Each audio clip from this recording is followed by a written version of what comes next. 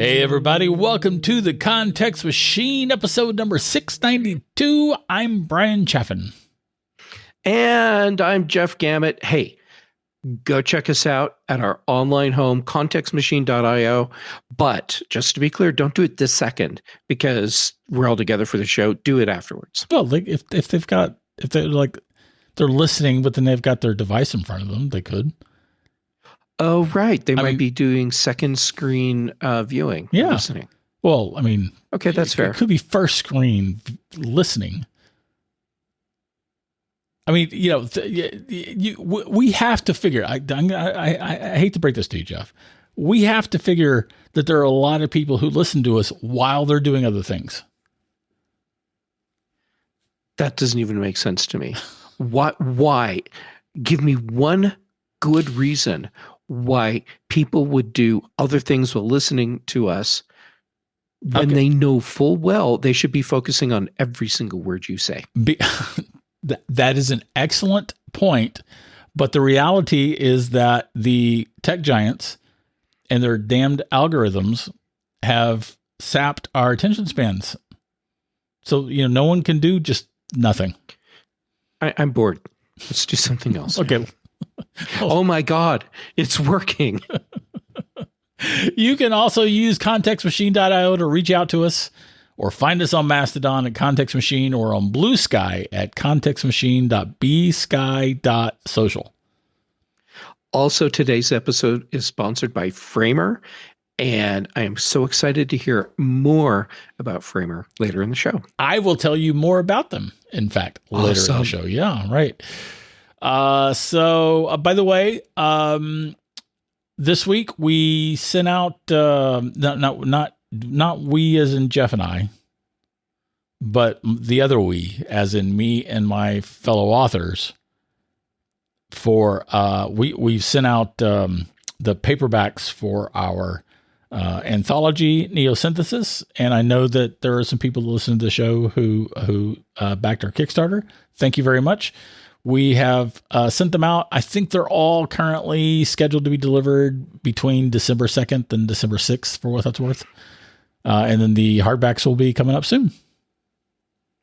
Awesome. I am very much looking forward to getting my copy in hand. Yeah, thanks. Thanks very much. I know you backed us. I thought about you as I sent out your order. Oh, that's so sweet.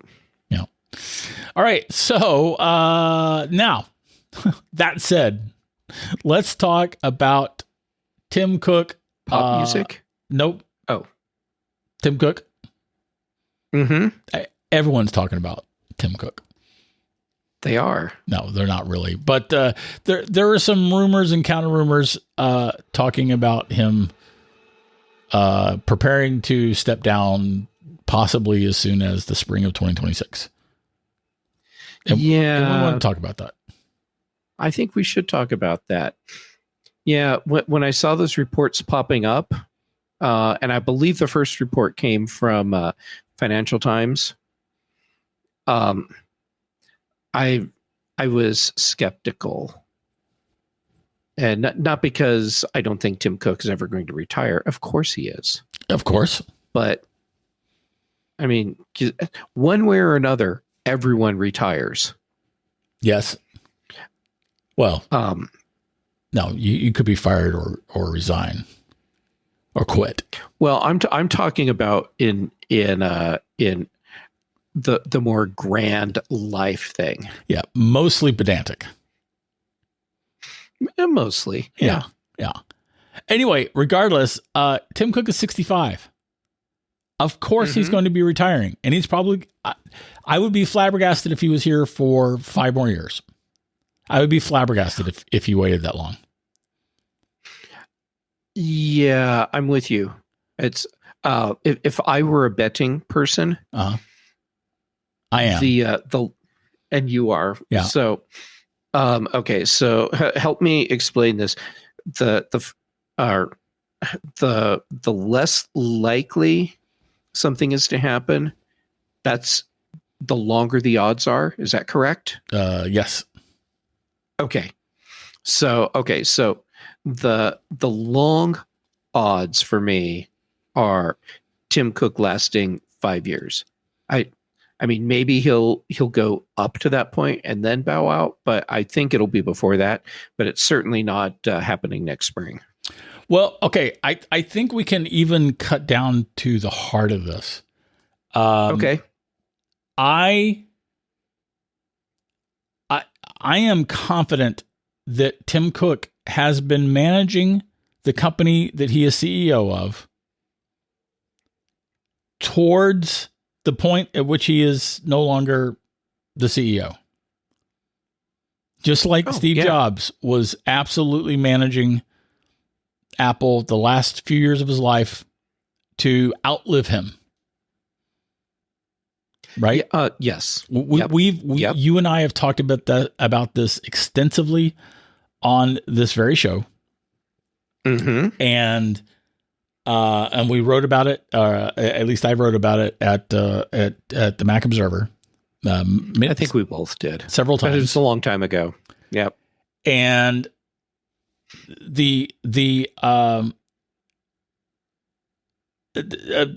Steve put in place Apple University, and Steve was grooming Tim to take over for him, and together they were building a management team that would largely stick with the company.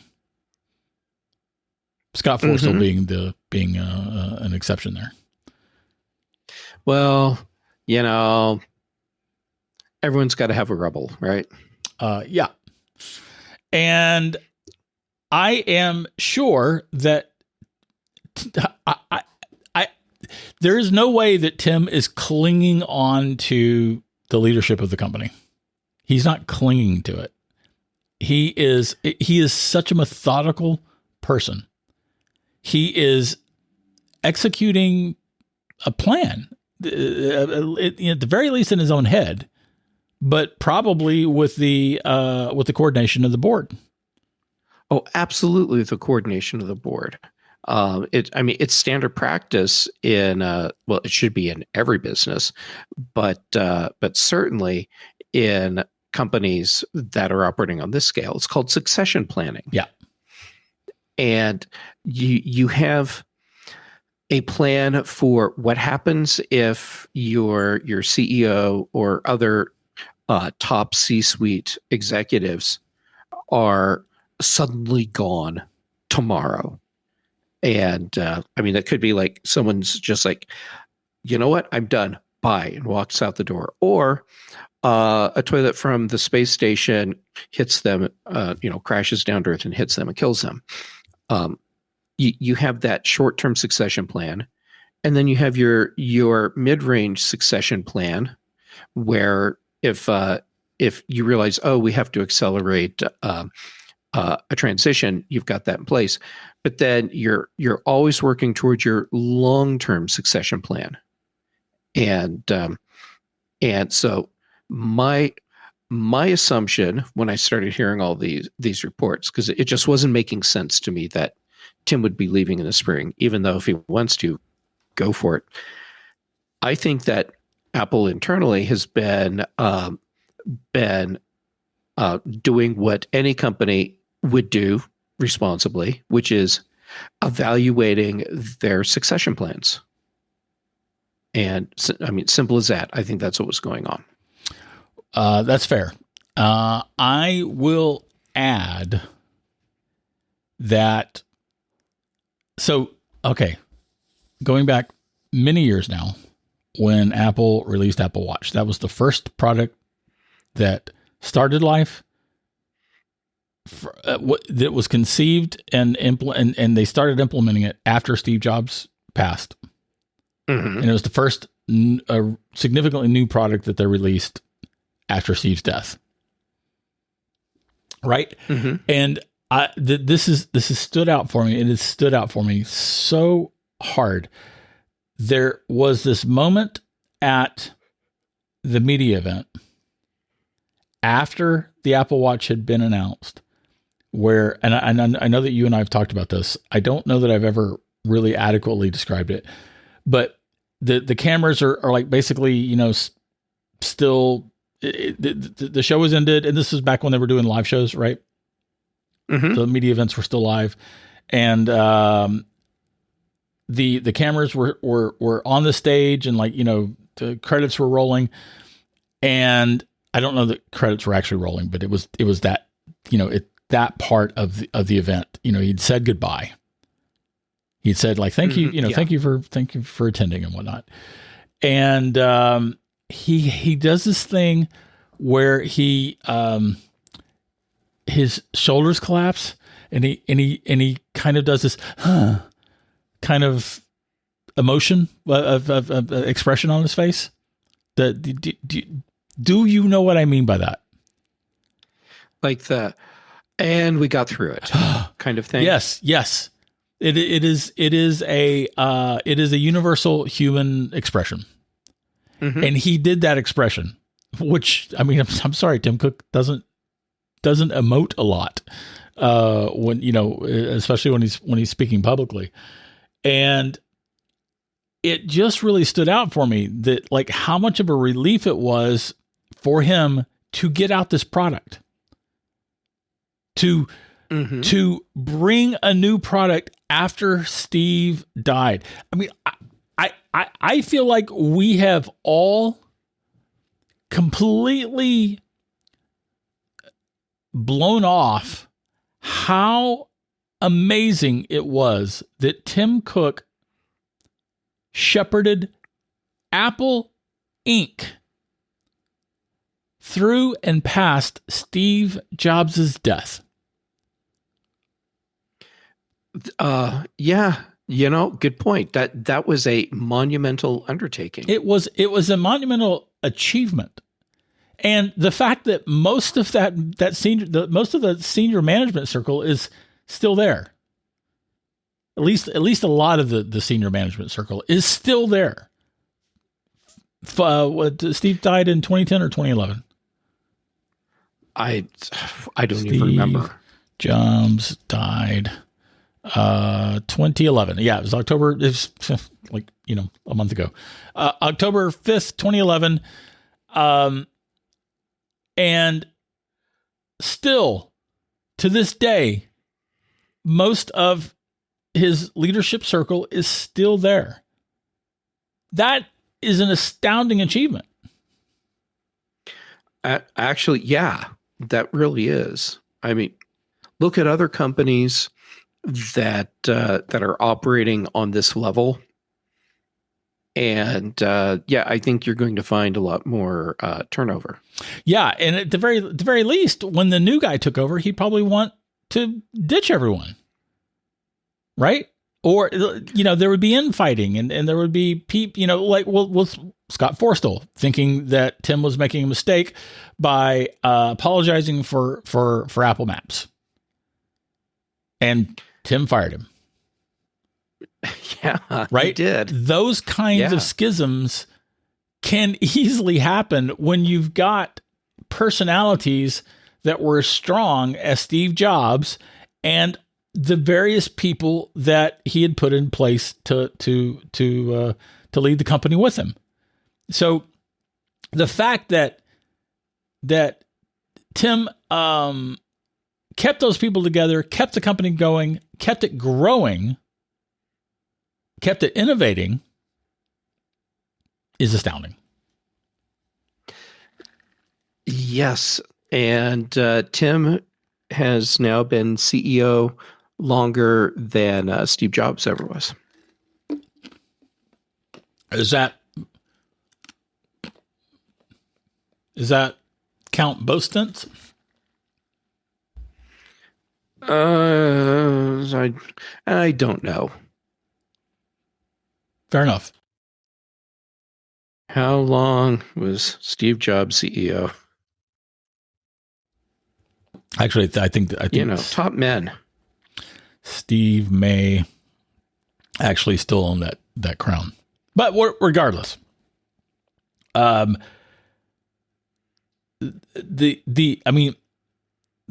reality is that the next CEO is going to actually have to usher in a new generation of senior management too. Mm-hmm. I mean, Eddie Q. How old is Eddie Q? Has got to be Eddie Q. Age. I don't know. What is he, like 312? He's 61. He's a year older. No, he's 4 years younger than Tim Cook. Phil Schiller is, he's all but an emeritus executive at this point, right? He doesn't. I don't think he even has a. He's 65 too. I don't think he has a title anymore. Well, he's a permanent figure. He's an Apple Fellow. Yeah, he hasn't been like, senior VP in charge of advertising for a while. And Craig Federighi is probably one of the younger people, but the Jaws didn't he recently step down or announce his retirement? Greg, I think so. Jaws. All right. So while you're looking that up, I looked up some information on Steve Jobs' length as CEO. Yeah. Okay. So his first stint, 1976 to 1985, he was never CEO during his first stint at Apple before he was run out. Oh, I thought he was. So he became CEO when he returned, when he was the interim CEO. And so that was September 16th, 1997 to January 5th, 2000. So that was 141 days.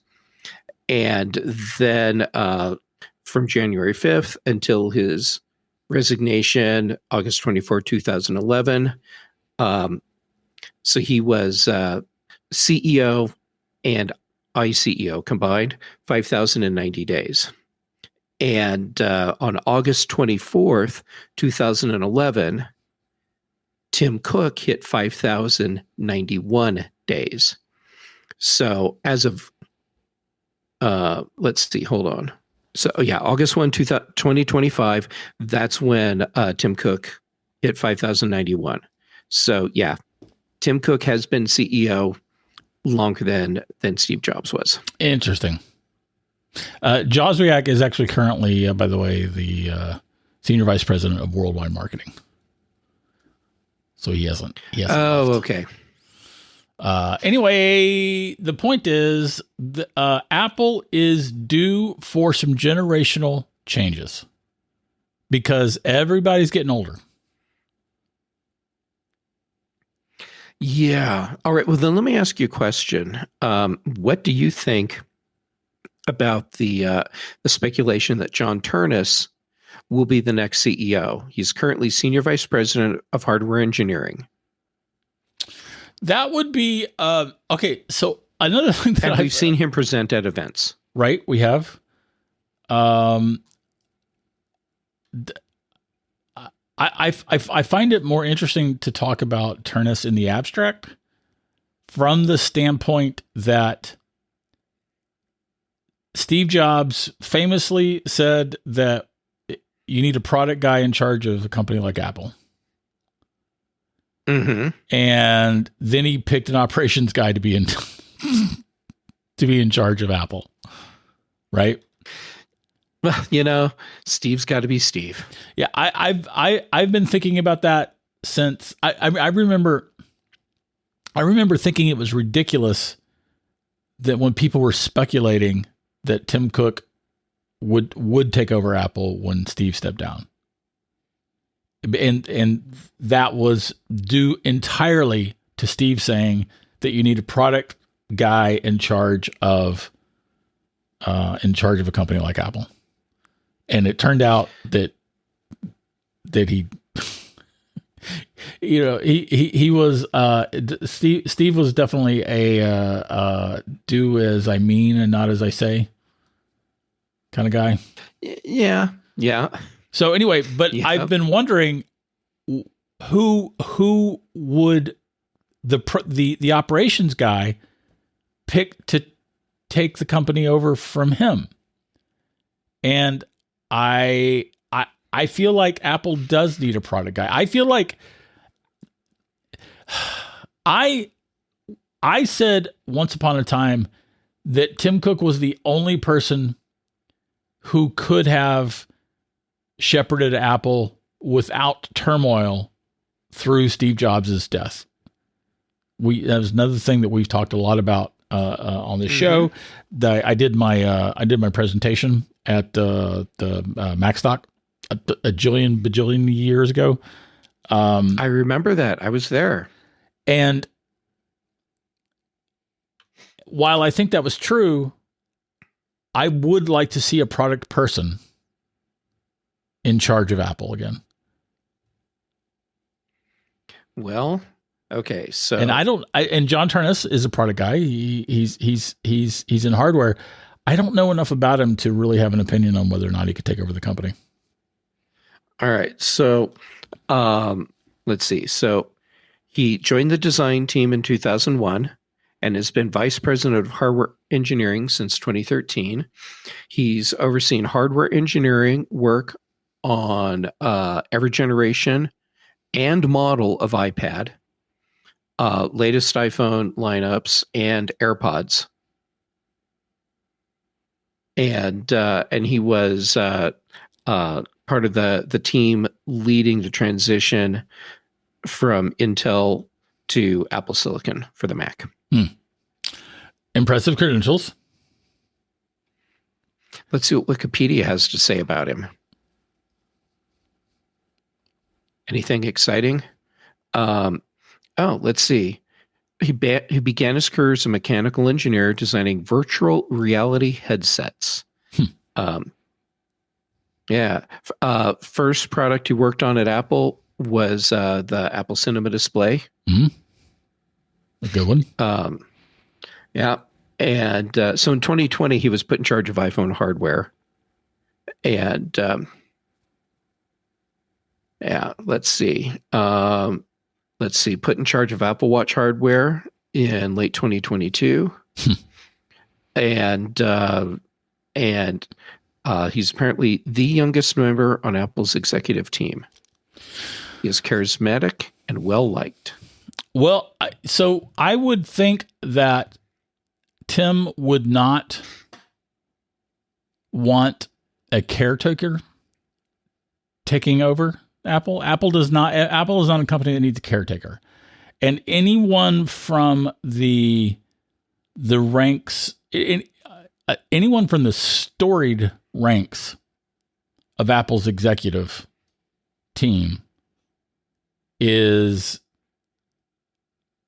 going to be someone who, if one of them became CEO of Apple tomorrow, he also would not be, he or she would not be CEO of Apple in 5 years. So John Turnus has both the experience and the youth that might make him attractive to Apple and the board. Mm-hmm. That's interesting. Yeah, I read a thing, and I really can't remember what it was, but it was talking about how Turnus is seen within Apple, and apparently he is level-headed in that he never says anything controversial in emails or written communications. That's not good. Well, it depends on how you interpret that. Like, does that mean that he knows how to not say things that are going to bite him or the company in their collective ass? Yeah, but Apple doesn't need that. Apple needs someone with strong opinions in charge of the company. Well, that's strong opinions. That's not the same thing as saying you know how to craft an email that doesn't come across as inflammatory or derogatory. I'm calling shenanigans, man. I mean, can you imagine Steve ever worrying about this? No, Steve didn't worry about anything that anyone else thought, generally speaking. I wish I knew where I read that thing, because it had more information, and it was interesting, because it's like, well, how do you interpret that? Anyhow, if I ever find it, I'll let everyone know. It'll end up in our show notes at some point. Okay, excellent. Yeah, the last thing I wanted to get into on this topic was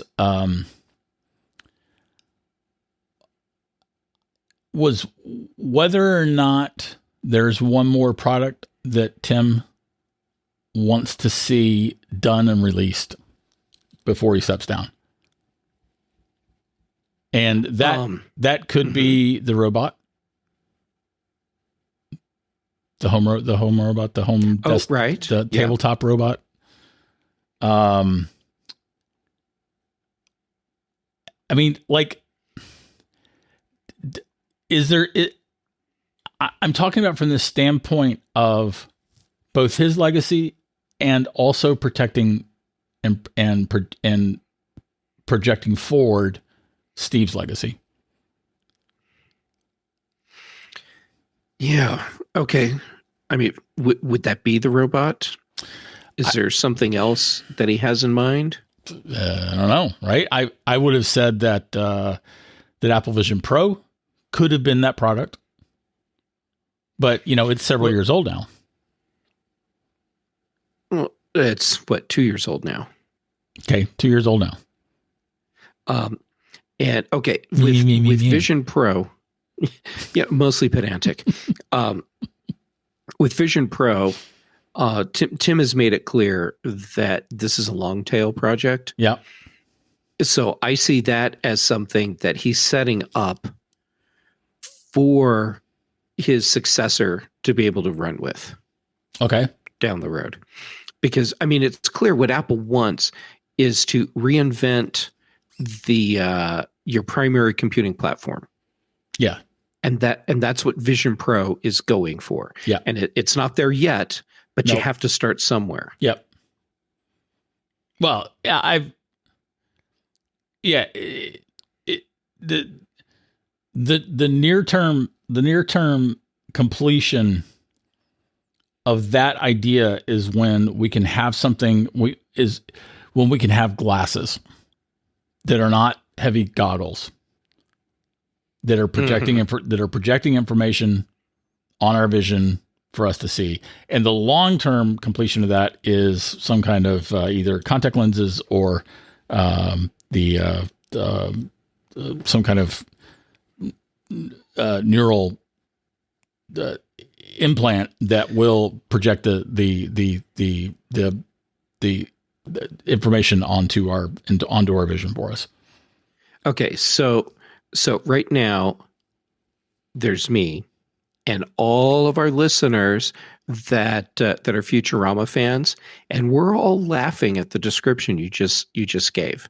So for all of their benefit, shut up and take my money. Yeah. They all know the joke. Yeah. So the rest of you, go watch Futurama. Right. And what I was saying with that the near term and the long term goal for what is Apple Vision Pro today, it is not having these freaking heavy goggles on our face. Oh, absolutely correct. But Apple had to start somewhere. Exactly. Yep. So I don't know if it's the next generation. The rumors that have circulated about Apple Vision Pro have largely been about the Apple Vision Pro, but less big and maybe even less, faster, but with fewer bells and whistles. That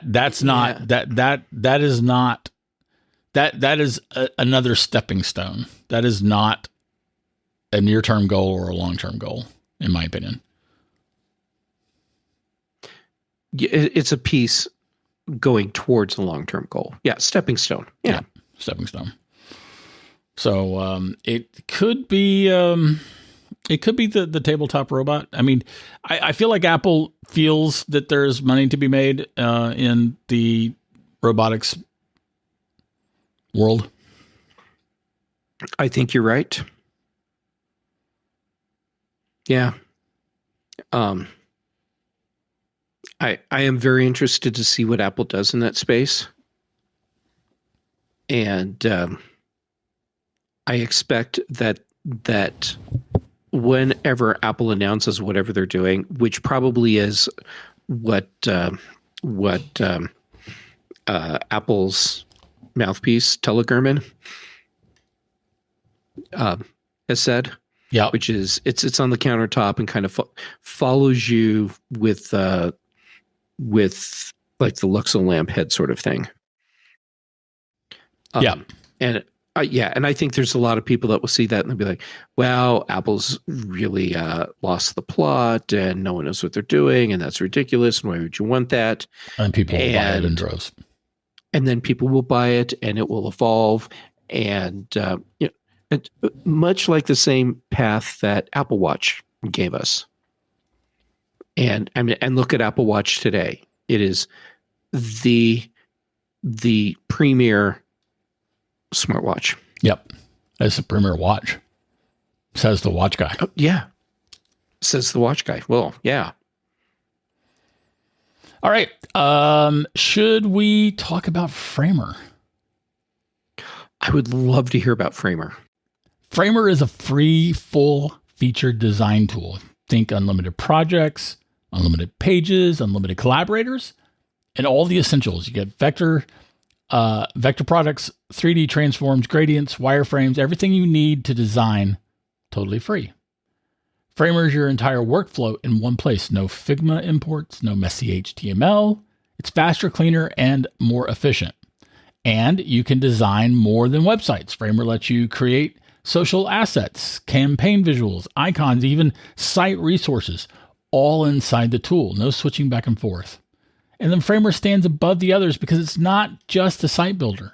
Framer is a huge design tool that also publishes professional, production-ready sites. Framer already built the fastest way to publish beautiful, production-ready websites. And it's now redefining how we design for the web. With the recent launch of Design Pages, a free canvas-based design tool, Framer is more than a site builder. It's a true all-in-one design platform, from social assets to campaign visuals to vectors and icons, all the way to a live site. Framer is where ideas go live, start to finish. So if you're ready to design, iterate, and publish all in one tool, you can start creating for free at framer.com/design and use code TCM for a free month of Framer Pro. That's framer.com/design and use promo code TCM. Framer.com/design, promo code TCM. Rules and restrictions may apply.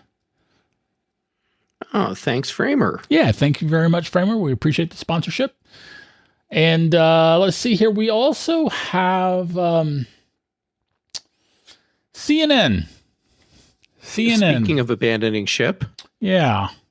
CNN making the moves, making the big, bold. So you might remember CNN as the company that launched a big deal subscription service and then killed it. Oh yeah, the service that lasted what, a couple days? Yeah. And the newest information is that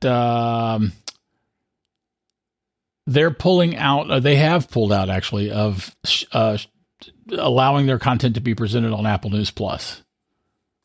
And I find that super interesting in a not interesting kind of way.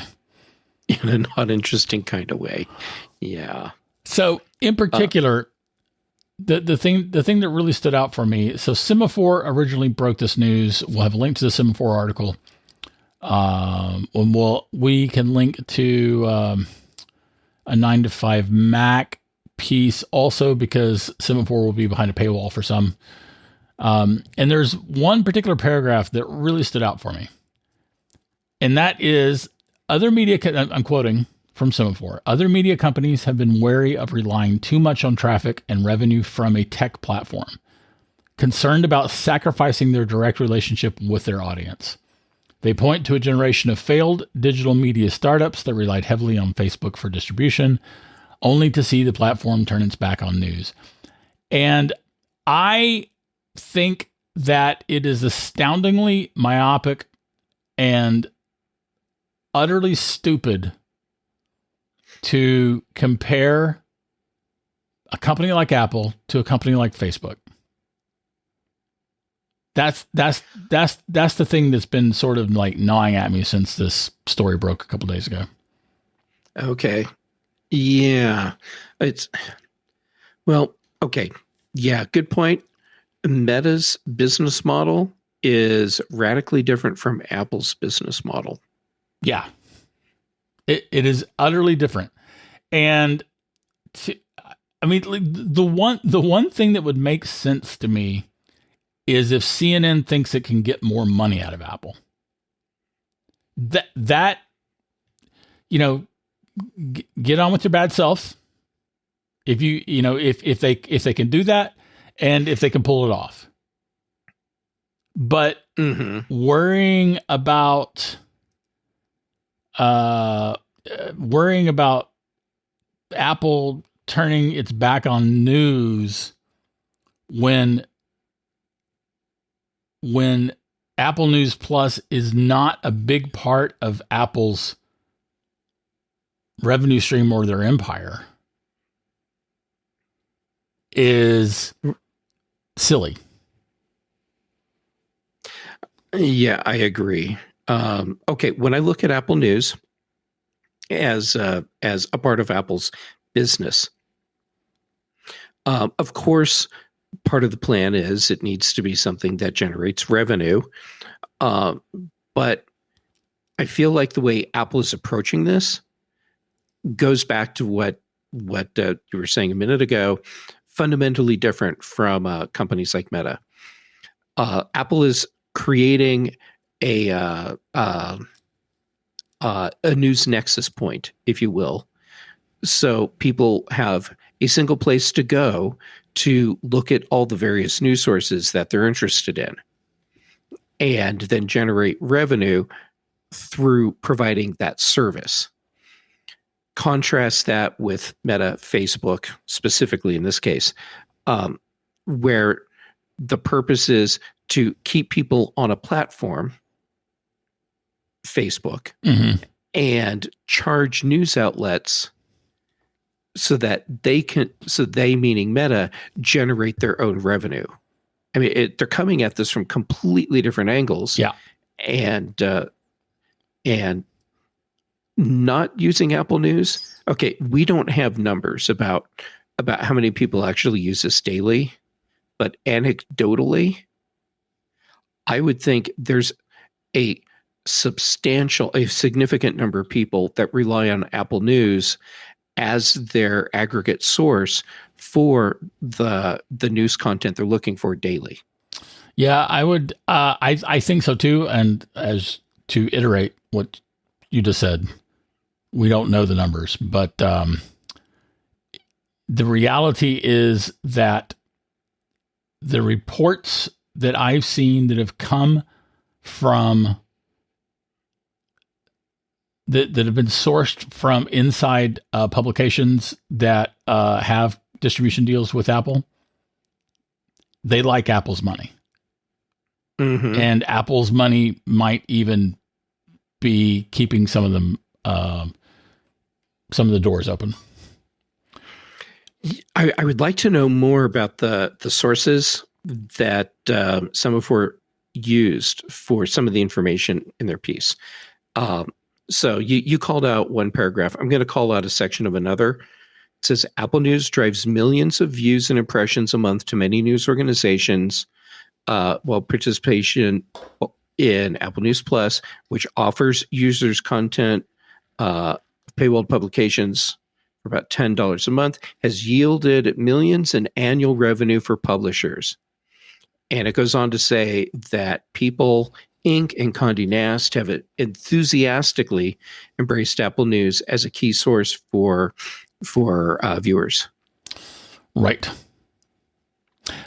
Here's what I think. I think that CNN thinks that people will pay CNN for a subscription and not, and if they can't, I think that CNN thinks that if people can't get their content on Apple News or Apple News Plus, that they will instead pay CNN for a subscription to whatever their new subscription service is going to offer. And I think that is well, I'm piggybacking off of something that you said before we started recording. This sounds a lot like GM thinking that if they don't let people use CarPlay, that those people will instead buy subscriptions to GM's freaking navigation service and stuff. Mm-hmm. And I feel like both of those positions are delusional. Yeah. Okay, so very important rule in business is make it easy for people to give you money. And it looks like from anecdotal information that I have, and from the information in this semaphore piece, where we don't know where they got all of their data. It seems like this is an avenue that makes it easy for people to give money to CNN. That Apple News Plus is? Yeah. Yeah. Yeah. Fair enough. So I don't like this. I feel like CNN is got its head up its corporate butt, and I expect them to come back to Apple News Plus. Yes, I agree. And I have a bit of an information update for you because, top men and... Are you going to obviate the last 20 minutes of our show? Nope. I'm going to, okay. So, a few minutes ago, I said, wow, we don't know where Semaphore is getting this information about sales. Mm-hmm. And it turns out that they're getting it from themselves. So there was an article from May 2024 where they talk about Apple and Apple News actually being the lifeline that's keeping a lot of these news sources alive. Right. I'll make sure there's a link to that in the show notes too. Excellent. All right. I think I'll drop in a note that you should cancel your Spotify subscriptions. Okay. That company. Do you want to elaborate on that? That company is awful. They're just an awful company. Okay. As long as we're going down this rabbit hole, I'll tell you one of the things that currently really, really bothers me about Spotify is the whole thing with they're having their own music created. Yeah. And a lot of it is, or at least some of it is AI generated or LLM generated. And the purpose is so that when you're searching for a type of music that you want to listen to, instead of playing the artists that you want to hear, they're playing their own music instead, which means that they're keeping more money in their pockets and not putting it into the pockets of artists. Right. They're slipping, at the very least. And this is definitely limited to a sort of subset of their own playlists. They're slipping in their own AI generated content so that so they don't have to pay out royalties on that content. So, if instead of having 20 songs in an hour or 15 songs in an hour that they're having to pay royalties on, instead they'll have to pay royalties on 8 or 10, and the other bits are their crap, and they're just assuming that people won't notice, and largely people don't. And it is an awful thing to do, and they pay out less than everybody else to artists in the first place. So I don't care for Spotify. They are they're a rotten company. So kill your Spotify subscriptions. This has been a public service announcement from Bryan Chaffin. Yes, it has. And on that happy note, let's do this. And that is this week's Apple content. Nope. That's this week's Context Machine. If you have anything to comment on that or question, you can write us at contextmachinepodcast@gmail.com. Our bandwidth is provided by CashFly. The bass is by Dr. Boom, recorded just for this show. And that's it for this week, Jeff. Yeah. Also, hey, thank you to Framer for being our sponsor this week. That's pretty awesome. Yeah, it is awesome. Thank you very much, Framer. And here we go. I think I'm supposed to do that. Yeah. Yes. Yeah.